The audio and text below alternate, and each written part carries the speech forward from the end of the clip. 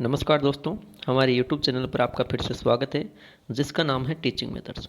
और आज मैं आपके लिए संस्कृत शिक्षण वीडियो के 15 बहुत ही महत्वपूर्ण प्रश्न लेकर आया हूं, जिसमें चलते हैं दोस्तों पहले प्रश्न पे। पहला प्रश्न है कि माध्यमिक शिक्षा आयोग से अध्यक्ष है कह आसित मुदालियर, रामस्वामी, कोठारी और राधाकृष्णन। यानी कि जो माध्यमिक शिक्षा आयोग है उसका अध्यक्ष कौन है। ठीक है, तो देखिए माध्यमिक शिक्षा जो आयोग है दोस्तों, ये आया था 1952 ईस्वी में। ठीक है, 1952 ईस्वी में आया। और इसके जो अध्यक्ष थे वो डॉक्टर जो लक्ष्मण स्वामी थे, डॉक्टर लक्ष्मण स्वामी मुदालियर, है ना।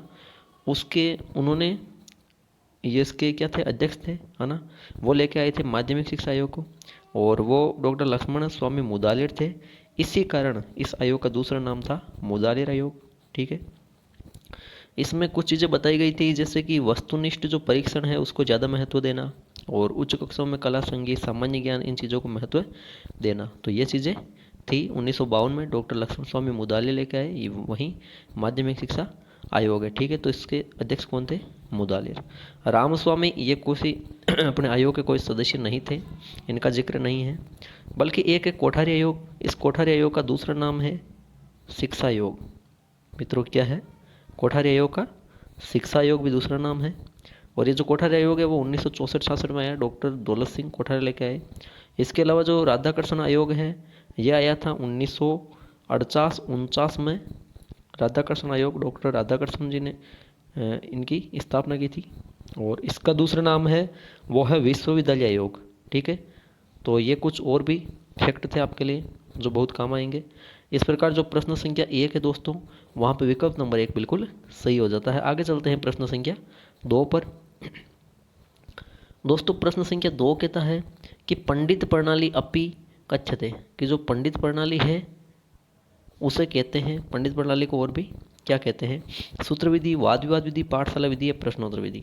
तो देखिए जो सूत्र विधि, वाद विवाद विधि या फिर प्रश्नोत्तर विधि पंडित प्रणाली को नहीं कहते हैं, जबकि जो पंडित प्रणाली है इसे कहते हैं पाठशाला विधि। यानी कि पंडित प्रणाली या दूसरा नाम है इसका परंपरागत प्रणाली या विधि। ठीक है, परंपरागत या पंडित और प्रणाली, और इसे ही क्या कहते हैं? पाठशाला विधि, ये इसके नाम है। पाठशाला में क्या होता था कि आश्रम, गुरुकुल, मठ, पाठशाला, हाँ, इनमें जो गुरु है शिष्यों को पढ़ाते थे, शिष्य उन्हीं के पास रहता था। तो इस प्रकार ये जो संस्कृत शिक्षण की परंपरागत या प्राचीन विधि भी कहलाती है। और जो पंडित प्रणाली इसीलिए कहते हैं इसे, और इसका नाम क्या है? पाठशाला विधि। तो इस प्रकार जो प्रश्न संख्या 2 है आपके, उसमें विकल्प नंबर 3 बिल्कुल सही हो जाता है। आगे चलते हैं प्रश्न संख्या 3 पर। प्रश्न संख्या 3 है कि श्यामपट है कीदृशम उपकरणम अस्ति, कि जो श्यामपट है वो किस प्रकार का उपकरण है? श्रव्य है, दृश्य है, या दोनों है, या कोई भी नहीं है? तो कोई भी नहीं भी होगा और दोनों भी नहीं होंगे यहाँ पे। और ये श्रव्य ने होकर क्या है? दृश्य उपकरण है। यानी कि श्यामपट, जिस पर ये श्यामपट को देखिए, आपके जो शिक्षक है उस शिक्षक का अभिन्न मित्र भी कहा जाता है ना। शिक्षक का क्या है? अभिन्न मित्र कहा जाता है श्यामपट को। श्यामपट पर शिक्षक लिखता है, बालक लिखते भी है, उसे पढ़ते भी है, यानी कि देख के उसका अनुकरण करते हैं। इस प्रकार जो श्यामपट है वो दृश्य उपकरण हो जाता है। तो प्रश्न संख्या 3 में विकल्प नंबर 1 बिल्कुल सही हो जाता है। आगे चलते हैं प्रश्न संख्या 4 पर। प्रश्न संख्या जो 4 है वो कहता है कि आगमन विधेय प्रयोग है बहुत ही। आगमन विधि का प्रयोग किसमें होता है? काव्य शिक्षण, भाषा शिक्षण, इतिहास शिक्षण, इन तीनों में न होकर जो आगमन विधि है, आगमन और निगमन, वो व्याकरण शिक्षण की बहुत ही सर्वश्रेष्ठ विधि है। आगमन विधि है ये आपके 1 से 5 यानी कि प्राइमरी कक्षाओं के लिए उपयुक्त है, जबकि जो निगमन विधि है वो 6 से 8 में चलती है।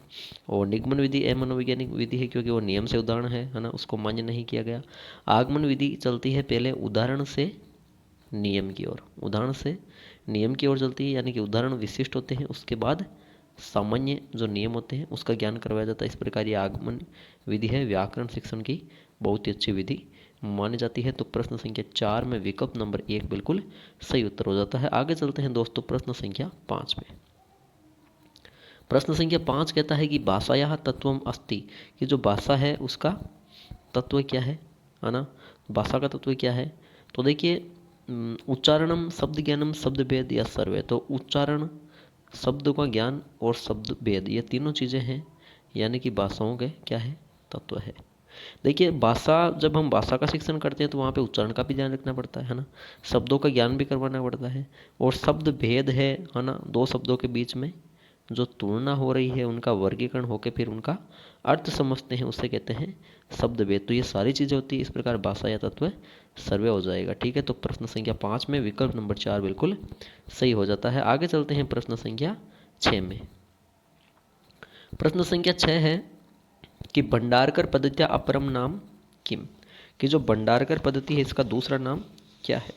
तो देखिए मित्रों, जो भंडारकर पद्धति है उसका दूसरा नाम सूत्र विधि नहीं है, सहयोग विधि भी नहीं है, और व्याख्या विधि भी नहीं है, बल्कि क्या है, अनुवाद विधि भंडारकर पद्धति का दूसरा नाम है। ठीक है, देखिए जो भंडारकर विधि के बारे में कुछ चीज़ें देखते थे। एक तो भंडारकर विधि है वो आपके नवीन विधि है। क्या है, नवीन विधि है भंडारकर पद्धति। और डॉक्टर जो रामकृष्ण गोपाल भंडारकर है वो इसके प्रवर्तक माने जाते हैं। एक चीज़ याद रखना कि ये जो विधि है वो पाश्चात्य देन है ना, अपने भारत में ये बाद में आई। याद रखना ये पहले यूरोप में आई थी, है ना, जो यूरोपीय देश है ना, उन यूरोपीय देशों में पहले आई थी, पाश्चात्य देन है। यूरोपीय देशों में व्याकरण का, यूरोपीय देश में क्या किया गया, जो विदेशी भाषा है ना उनको सिखाने के लिए इसका भंडारकर पद्धति का प्रयोग किया, और अपने यहाँ पे क्या कर दिया, इसका व्याकरण का अनुवाद इसमें किया जाता है। इस प्रकार जो भंडारकर विधि है वो अनुवाद विधि के नाम से भी जानी जाती है। तो इस प्रकार जो प्रश्न संख्या 6 है उसमें विकल्प नंबर 2 बिल्कुल सही हो जाता है। आगे चलते हैं दोस्तों प्रश्न संख्या 7 पर। प्रश्न संख्या 7 कहता है कि व्याकरण से पर्याय अस्ति, व्याकरण का पर्याय क्या है, मानव अनुशासनम, शब्दानुशासनम, राष्ट्र अनुशासनम या सैनिक अनुशासनम। तो देखिए इसका व्याकरण का पर्याय हो जाता है शब्दानुशासन, है ना। व्याकरण का पर्याय क्या होता है, शब्दानुशासन। यानी कि जो आपके संस्कृत में पतंजलि थे, ठीक है, कौन थे, पतंजलि, इनकी रचना है पतंजलि की महाभाष्य। कौन सी रचना है, महाभाष्य। ये पतंजलि की रचना है, पतंजलि ने लिखी थी महाभाष्य। तो इस महाभाष्य में इन्होंने जो व्याकरण है उस व्याकरण को क्या कहा था, शब्दानुशासन का पर्याय कहा, व्याकरण को ही शब्दानुशासन कहा, क्योंकि इन्होंने बताया कि जो शब्दों का अनुशासन व्याकरण में होता है, शब्द का शुद्धिकरण होता है, वही व्याकरण है, ये चीज़ बताई थी। इस प्रकार जो आपके प्रश्न संख्या 7 है वहाँ विकल्प नंबर 2 बिल्कुल सही हो जाता है। आगे चलते हैं प्रश्न संख्या 8 में। दोस्तों प्रश्न संख्या 8 है कि निम्नलिखित संस्कृत कथा शिक्षणस्य उद्देश्यम नास्ति, कि निम्न में से संस्कृत कथा शिक्षणस्य पूछा है ना, निम्न में से संस्कृत में कथा शिक्षण का उद्देश्य नास्ति यानी कि न प्लस अस्ति नहीं है। कौन सा उद्देश्य, कथा शिक्षण, यानी जिसे कहानी बोलते हो आप, कथा या कहानी, तो कहानी का उद्देश्य कौन सा, नहीं पूछा है, न, है ना, नहीं है। तो देखिए मनोरंजन, चरित्र निर्माण और कल्पना शक्ति, ये तीनों के तीनों इसके उद्देश्य हैं, जबकि समय यापन इसका उद्देश्य नहीं है। यानी कि कहानियाँ पढ़ते हैं बालकों को बिल्कुल मनोरंजन होता है तभी तो पढ़ते हैं, और प्राथमिक शिक्षा जो प्राथमिक स्तर है वहाँ तो कहानी के माध्यम से ही सिखाया जाता है, ठीक है, क्योंकि बच्चों को मनोरंजन होता है। इसके अलावा देखिए कहानी से हमें कुछ सीख भी मिलती है बालकों को, तो उसको भी अपने जीवन में उतारेंगे, व्यवहार में उतारेंगे, चरित्र निर्माण भी हो जाता है, ये भी सही है। और एक कहानी सुन ली वैसी की वैसी और कहानियाँ सोचना है ना, तो इससे कल्पना शक्ति विकास होता है, ये तो मुख्य उद्देश्य है कथा शिक्षण का ना।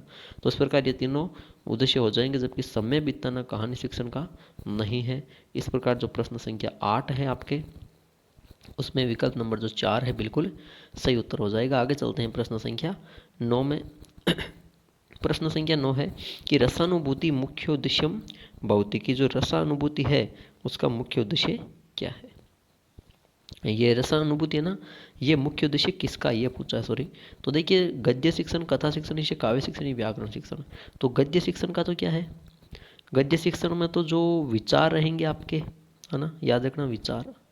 देखिए विचार और अगर भावों का पूछे तो भाव आ जाएंगे पद्य में, काव्य शिक्षण में, जबकि विचार आएंगे गद्य में, ठीक है, ये भाव इसमें आ जाएंगे काव्य शिक्षण, ठीक है।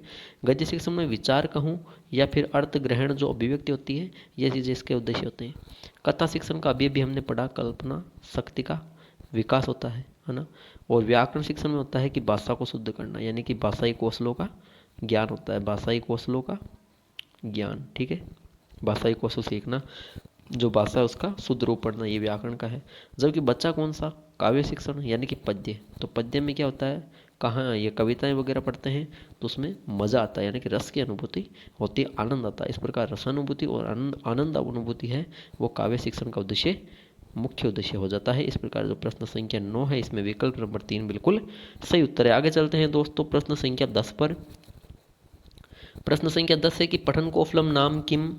तो पाठस्य अभिज्ञानम, पाठस्य कंठस्थीकरणम, पाठस्य उच्च पठनम या पाठस्य अर्थकरणम। कि पठन कौशल है, नाम किसका है ना, पढ़ना किसे कहते हैं। तो पाठ का केवल ज्ञान करना पढ़ना होता है, बिल्कुल नहीं। ये एक देखिए डेफिनेशन अगर याद है तो आप कर सकते हो।